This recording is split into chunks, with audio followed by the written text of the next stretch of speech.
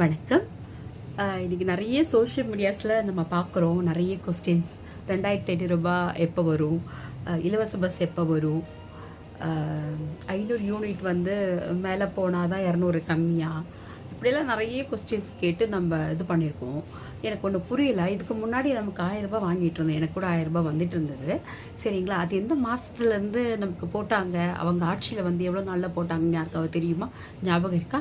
அவங்க அப்படி ஞாபகம் இல்லைன்னா அவங்க இது பாஸ்புக் இருக்கும் இல்லையா, அந்த பாஸ்புக்கை கொண்டு போய் என்ட்ரி போடுங்க. எல்லாருக்குமே தெரியும் எந்த மாதத்துல இருந்து வந்ததுன்னு தெரியும். நமக்கு வந்து இவ்வளோ பேருக்கு வரணும், கொடுக்கணும், இவங்களுக்கு கொடுக்கக்கூடாது, இவங்களுக்கு தான் இது பண்ணணும் அப்படின்னு கழிச்சு கட்டி நமக்கு வந்தது 28வது மாதத்துலேருந்து தான் வந்தது. அவர் ஆட்சிக்கு வந்து இவர் ஆட்சிக்கு வந்து ஒரு மாதம் கூட ஆகலைங்க, முழுசாக ஒரு வாரம் ஆகலைங்க வந்து. அதுக்குள்ளே அவர் கழுத்தை பிடிக்கிறோமே, இதுக்கு தான் நம்ம அவர் ஆட்சி கொண்டு வந்தோம்மா, காசுக்காக, ஃப்ரீ பஸ்ஸுக்காக.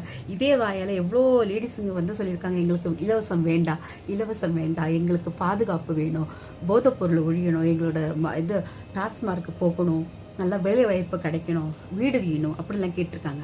அதே வாயால் இப்போ 2500 ரூபா ஃப்ரீ பஸ்ஸு கேட்குறீங்களே, என்ன நியாயம் இது? அவர் செய்ய மாட்டேன்னு சொல்லவே கிடையாது, செய்வார்.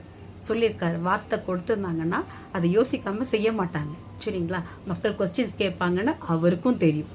ஸோ அப்படி இருக்கும்போது அவருக்கு கொஞ்சம் டைம் கொடுங்க. அவருக்கு தான் பதவியேற்ற அன்னைக்கு சொல்லியிருக்காரு இல்லையா, கொஞ்சம் நேரம் கொடுங்க, எனக்கு அவகாசம் கொடுங்க, கட்டாயமாக செய்வேன் எல்லாம் சொல்லியிருக்காரு. அவர் செய்யலை, டைம் கொடுத்துட்டு அவர் செய்யலை அப்படின்ற பட்சத்தில் நம்ம கேட்கலாம்.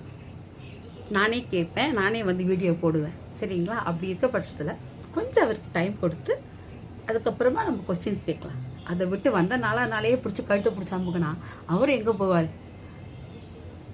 கோடிக்கணக்கில் கடன் வாங்கி வச்சுருக்கோம். நம்ம பேரில் இருக்குது ஆல்ரெடி கவர்மெண்ட்டில். அப்படி இருக்கும்போது அவர் அதெல்லாம் கொஞ்சம் கணக்கு பார்த்து எல்லாம் சரியாகி வரட்டும், வந்து கொடுப்பாரு, கொடுக்காமலாம் இருக்க மாட்டார். எங்கே போக போகிறாரு? எங்கே ஓடி ஒழிஞ்சிட மாட்டார். அவர் கட்டாயம் கொடுத்து தான் ஆகணும், கொடுப்பார். ஏன்னா வாரத்தை கொடுத்துருக்காரு, செய்வார். ஆனால் கொஞ்சம் பொறுமையாக இருந்து வாங்குங்க, கிடைக்கும். நமக்கு ஏற்கனவே கிடச்சிருந்தோம் எல்லாருக்குமே, அதுக்கேற்ற மாதிரி பார்த்து போடுவாங்க.